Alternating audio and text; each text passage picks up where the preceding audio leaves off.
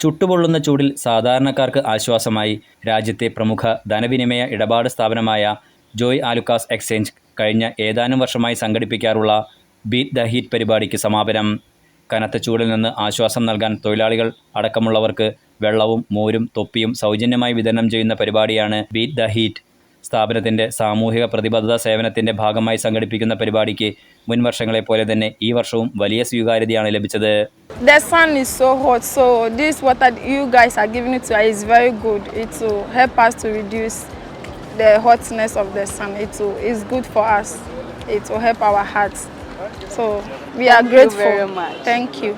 Mo ya de pan ye da mo ase pan obi o kwa na ewi ahye no ni sika ni na asa ontumi nye sika kra ntonsuo so maboa ye ma ye nyensuo na mode we kra sanka ye ho ye da mo ase nyame nhira mo. Ruwi Sultan Qaboos പള്ളി പരിസരത്ത് നടന്ന സമാപന പരിപാടിയിൽ നൂറുകണക്കിന് ആളുകളാണ് പങ്കാളികളായത്.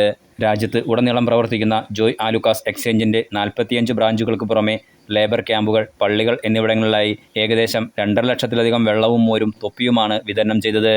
Joy Alukkas exchange ജീവനക്കാരായ ഉന്നാസ് K Ummer Ali, Giriprasad, Jijo, Dolly, Aneesh എന്നിവർ നേതൃത്വം നൽകി. Enlight news, Muscat.